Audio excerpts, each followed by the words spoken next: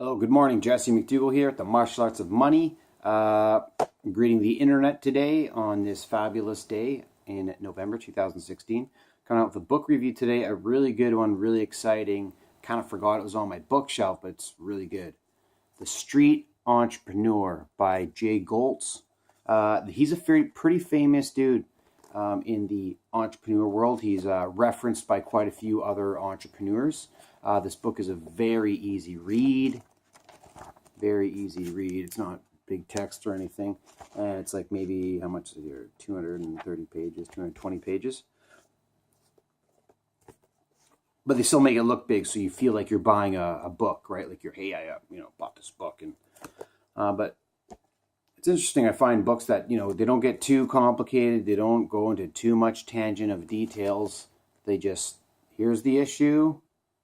Here's what it means. Here's a real life scenario. You do what you want with the information. So with that type of mentality and philosophy, when you're approaching books or the world, you can learn faster, in my opinion, through the world if you're around people that you can actually learn from. For me, a lot of times I haven't been around people that were further than me or where I wanted to get. And then when I was, a lot of the people, I don't want to say a lot of people, but a lot of the times it was people that I was their labor. Right? They were going to gain from me per hour. So they just, I felt they looked at me in a way as I make $22 an hour from this person every hour he shows up to my company. That's a cool way to look at things. You might say, oh, that's the evil corporation. Well, you know what? No, just get over it. That's just ignorance is what it is. That's just stupidity, and that's ignorant.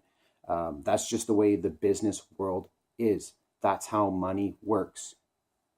You don't like it, change it. So that's what happened to me one of my first days of accounting. I think I was paid, $20 an hour, $25 an hour, and then I was charged about 55. I did not like that feeling. It just didn't sit well with me. Nobody told me that this is how money works and wages work in the corporate world. It just didn't sit well with me. Something inside me, something above me told me, this doesn't sit well with you. But I was 4 years into a university degree.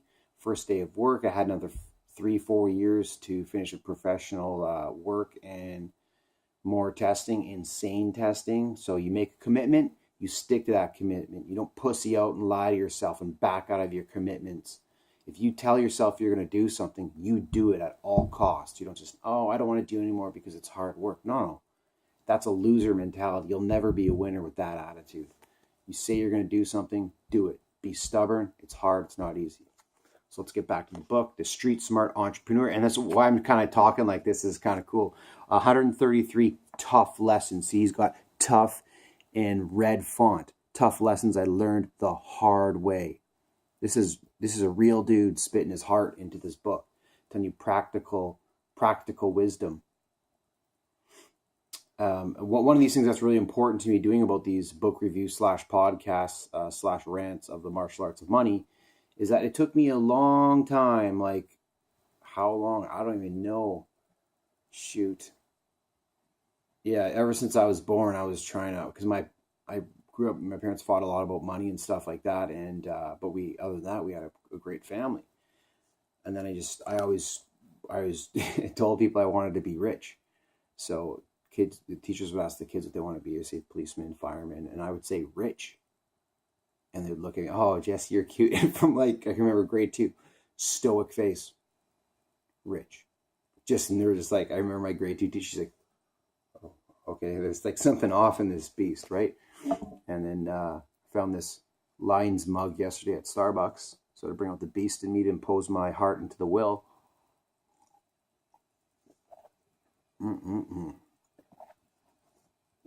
It's a pretty sweet mug. It's actually Starbucks. I'll plug a Starbucks product. It's a good product.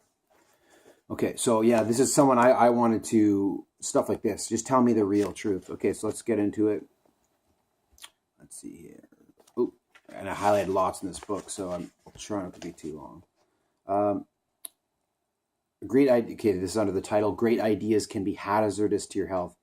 It's important to talk to lots of people, like the owners of similar businesses, potential customers, a lawyer, an accountant, and anyone else who can shed some light on what you might be getting yourself into. Correct. Conceptual framework, conceptual planning. Know what's in the deep end before you jump in the deep end. I'm not saying don't jump in the deep end. Don't take one of your ideas and make it come into this world. I'm not saying that at all. I'm saying you find something you want to do, that's amazing. But step back, calm yourself, especially if you're in your 20s. Guys maybe in your 30s, if they're kind of switched on to wisdom and patience. But typically businessmen in their 40s, 50s, 60s and on, especially older people, they have patience because they've learned. In my 20s, I was not patient. I've only starting to learn patience in the last four years. So you want to assess the risks, rewards, opportunities, threats. What's that called? SWOT analysis? Yeah. Before you jump in. And you have to know it's going to take a long time. And are you prepared to make that commitment? And if you are, great. And if you're not, do some due diligence to figure out what some of the problems you might have are. However, paralysis by analysis. Don't sit there in a circle. I've got a lot of intelligent friends, very, very smart friends. They'll analyze in circles and circles and theory and math models, but they're not actually doing anything. They're not imposing their heart into the world. They're not getting results from the real world to their plan. It's a balancing act, and it's not easy. And you're always trying to be effective with your time and efficient with your time. I try to just enjoy my time, which is not to be confused with being lazy. A lot of people say that, oh, I'm just going to enjoy my journey. A lot of them are lazy. Don't be lazy. Have you thought about your assets lately? Leveraging your assets probably is as crucial to success as hard work. When I say assets, I don't just mean what you own. I mean anything you can use to your advantage. If you don't know what the concept of leverage, you need to look into that. I'm not going to go into that. It's a whole podcast. I can make a 20-minute podcast just on leverage. Give you examples of leverage. One thing I will say about leverage, though, people leveraging their house. I'm an accountant, aggressive, assertive accountant. However, for me, I'm not going to leverage my rental properties. All my properties, I'm not going to say I'm not going to, but the game is to get out of debt, to be debt free. So houses, you got a death contract. That's what mortgage means. Death contract actually means that. But the goal is to be debt free. 25 years, the death contract is over. Okay, and you have a place to live. Okay, and you know what? If you the way I look at things is, properties are paid off. My kids get to inherit that coming into the world. They won't have to deal with the money struggles that I had to deal with. They might. But you know what I'm saying? You bring them into a better world than I was brought into. I shouldn't say better. You understand what I'm getting at. I just look at, my parents did an amazing job raising me. They did the best they could. And that's the least I could do for my children. Bring them into just I take my parents' knowledge and experience and I apply it to me, take my own knowledge and experience, and then you have a better, your generation of bloodline is improving. And as I learned about Scottish people and McDougall's, it's like we're huge into that because we came from 600 years of medieval warfare. 600 years of war, and we survived. The Scots did. It's crazy. You know how many civilizations have not survived? Anyways, back to context. Putting the competition under the microscope. If you want to give your competitors a run for their money, you have to know their weaknesses. It's easier to steal a share of the market than to create a market. That's perfect. I hear a lot of people, I'm going to start this new thing. You don't need to start something new, man. There's millions of ways to make millions of dollars in already existing money streams out there. You don't have to create this new idea. There's tons of money. There's tons of economic transactions everywhere. Just go dip your net in and outperform the competition. And one thing I've learned is just because someone's a business owner or has money doesn't mean they're smarter than you, or you can't outmaneuver them, or they have something that you can't gain. No, not at all. That's actually self-defeating thinking if you think like that. I used to think like that, but now I'm really starting to see that, I'm going to be able to maneuver quite well and multiply quite well here. Don't turn up your nose at stale old concepts. If you want to be successful in business, execute well. So I'm talking about execution. People always, not analysis by paralysis, and then not just jumping right into the deep end right away. You have to execute well. What's the definition of well? It's subjective, right? So there's the yin and the yang. There's left wing, right wing. You want to be somewhere here. Effective and analysis. That's the martial arts of money. That's what I'm saying. You can be here. You can be here. It's up to you. It really doesn't matter. It's your path. It's your destiny. It's your idea. Okay.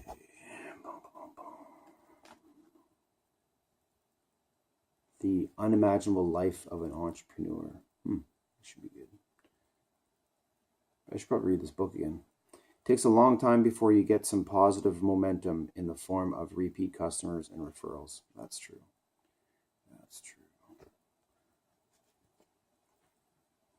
There's more to success than money. Fact. And that's my philosophy on the martial arts of money. If you want to be successful, you're successful, just be filthy, stinking rich, just nothing but cash, and that's it, then you're successful, and that's fine. That's really up to you. But that's the devil. That's greed. That brings out the worst in men. That's how wars are created. That's why wars are created. Greed, control, power. Dude, get over it. Just get over it, man. I view things a little differently. But this says, bookshelves are filled with autobiographies written by successful business people. But if their spouses and children wrote about them, I'm sure they would tell a different story.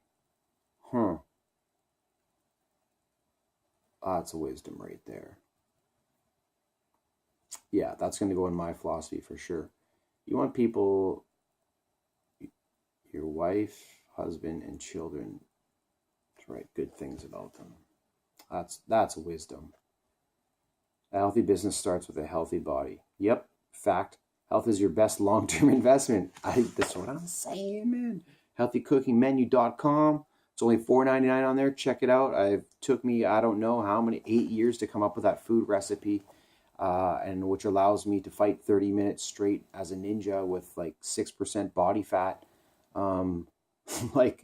That's pretty amazing if you want to be able to have that fuel in your body, and that's the performance that you might not ever achieve, but that's the fuel to achieve, to be able to fight 30 minutes straight against another human being with 4-ounce gloves in a locked-in cage. Okay, you might not have to do that, but you put that fuel into your body, you're going to be able to hammer your business, you're going to be able to work on your schoolwork, you're going to be able to have more energy with your kids after work, you have more energy with your career. $4.99, HealthyCookingMenu.com, plugging my own shit.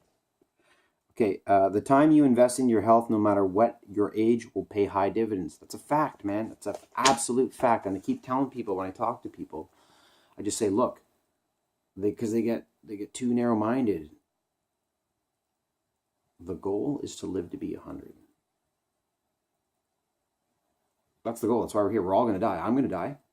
You're going to die. So the goal is to live a healthy life. If I can die, my goal in life is if I can die like the Buddha, or, I forget, was it 92 or I don't know what he was, the 90s or something. If I can die when I'm 100 peacefully and go to sleep, I know the Lord's watched over me my entire life, and that's my success. It's my success. So in my definition of success, I've already won, because every day I wake up in this world, I just pursue my passions because I'm already financially independent. I'm not rich, but I can live off my assets for the rest of my life. So that's pretty powerful.